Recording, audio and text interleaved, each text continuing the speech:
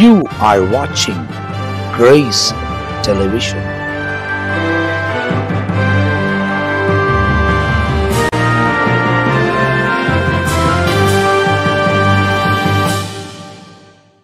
பிரியமானவர்களே, இயேசுவின் நாமத்தில் வாழ்த்துக்கள். மீண்டும் இயேசுவோடு பேசுவோம் என்ற இந்த நிகழ்ச்சியில் உங்களுக்கு ஆண்டுடைய வார்த்தையை ஒரு தலைப்பின் அடிப்படையில் 10 நிமிட செய்தி உங்களுக்கு சொல்லுகிறோம்.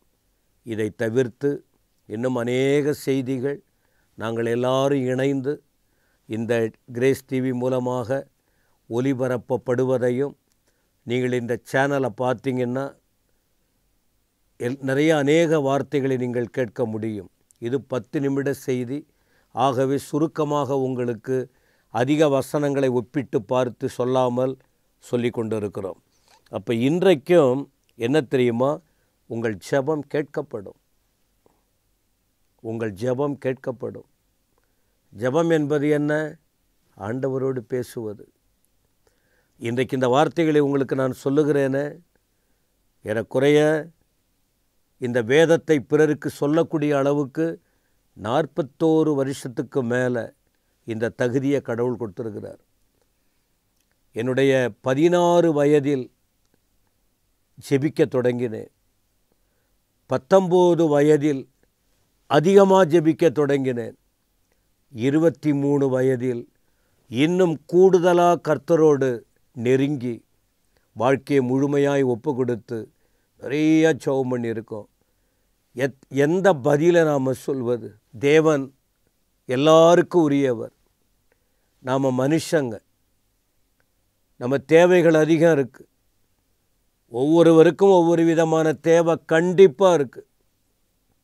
அப்போ இந்த தேவையை பெற்றுக்கொள்ள நம்ம என்ன செய்யணும்? அவர்கிட்ட தான் நெருங்கணும்.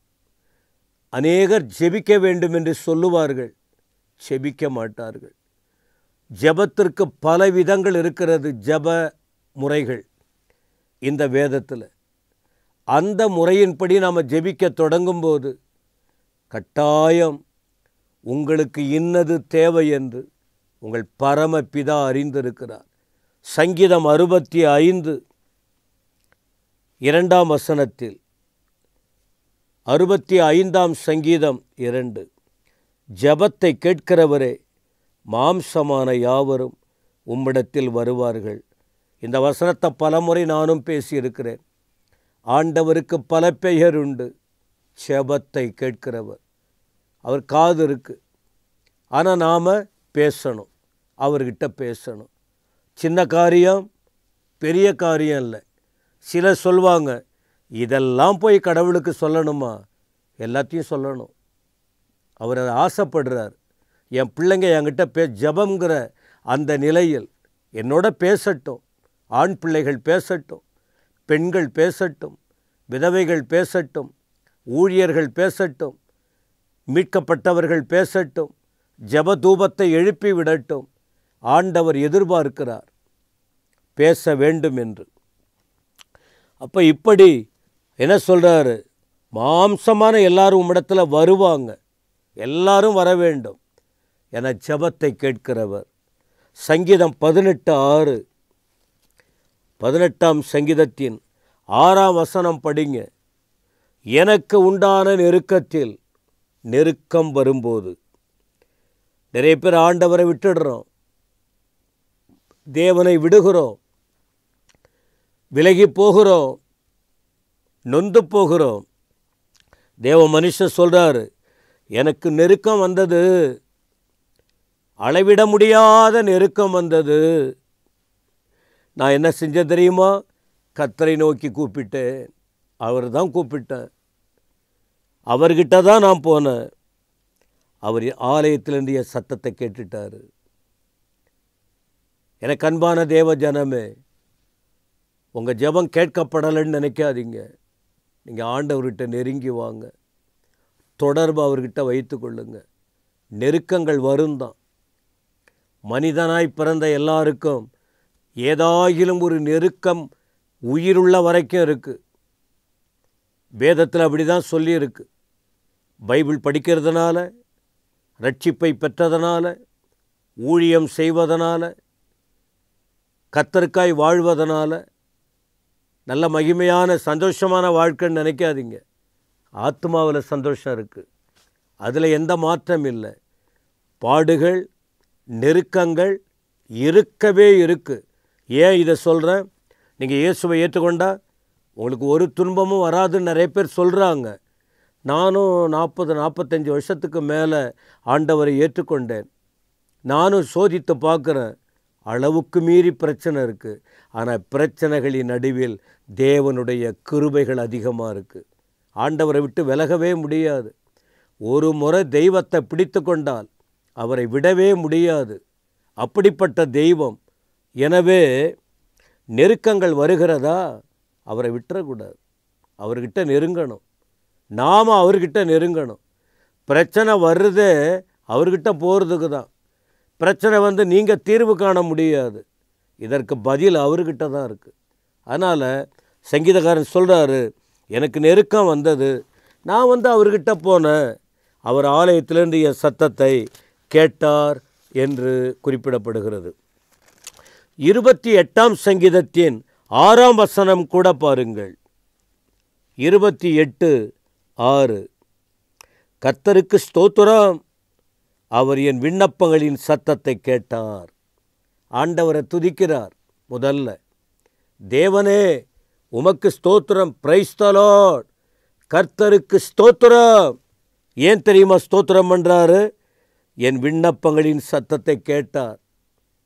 நான் உங்கள்கிட்ட அழுத ஆண்டவரே, நெருக்கம் வந்தபோது உம்மை கூப்பிட்டேன், பிரச்சனை வந்தபோது உம்மை தான் கூப்பிட்டேன், நான் பாவம் கூட செஞ்சிட்டேன், அந்த பாவத்தின் நேரத்தில் என் மனசு பாடுபட்டது, நான் அங்கங்கே போய் ஓடி ஒளிஞ்சேன், என்னால் முடியல.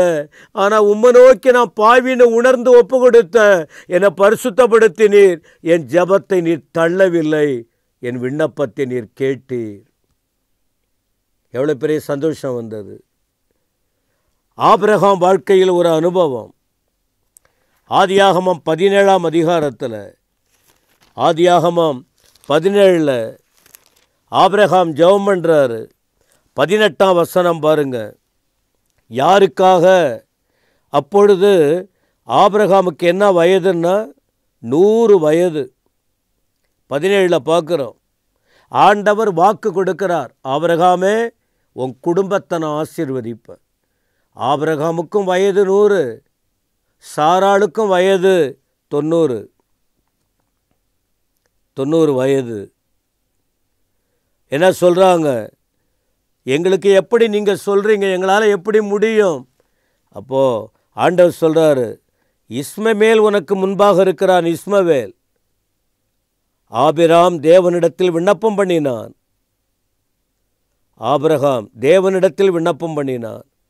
அப்பொழுது ஆண்டவருடைய வாக்குத்தத்தம் வருகிறது, நான் உன் மனைவியாகிய சாராளை ஆசீர்வதிப்பேன், அவளுக்கு ஒரு குமாரன் பெறுவான், ஈசாக்குன்னு பெயரிடுவாய், என் உடன்படிக்கை அவனுக்கும் அவனுக்கு பின்வரும் அவன் சந்ததிக்கும் நித்திய உடன்படிக்கையாக ஸ்தாபிப்பேன் சொன்னார். 100 வயது 90 வயதுன்னு நினைக்காத.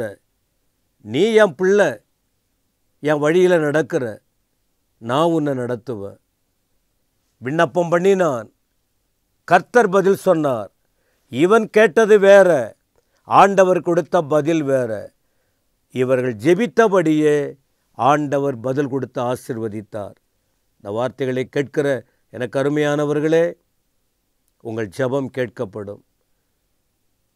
இதுவரைக்கும் ஒருவேளை நீங்கள் ஜெபித்து பதில் இல்லையா? இந்த மாதத்தில் நீங்கள் பதில் பெறுவீங்க. அடுத்த மாதம் பதில் பெறுவீங்க. இந்த வருடத்தில் கர்த்தர் உங்கள் வாழ்க்கையை கட்டி எழுப்புவார். உங்கள் ஜெபத்துக்கு பதில் வரும். நீங்கள் நினைத்து பார்க்க முடியாத அளவுக்கு ஆண்டவர் அற்புதங்களை செய்வார். என் வாழ்க்கையில் என் ஜெபங்களை அதிகமாக கேட்டிருக்கிறார். உங்கள் வாழ்க்கையில் ஆண்டவர் பதில் கொடுக்க வல்லவராயிருக்கிறார். விசுவாசத்தோடு கேளுங்க. ஆண்டவர் வார்த்தையை பிடித்து கேளுங்க. அவரை விட்டு விலகாதீங்க. நிச்சயமாகவே முடிவு உண்டு. உங்கள் நம்பிக்கை வீண் போகாது. ஆண்டவர் கண்டிப்பாக உங்களுக்கு பதில் கொடுத்து நடத்துவார், உயர்த்துவார். கர்த்தர் உங்களை ஆசீர்வதிப்பாராக. ஆமேன், ஆமென்.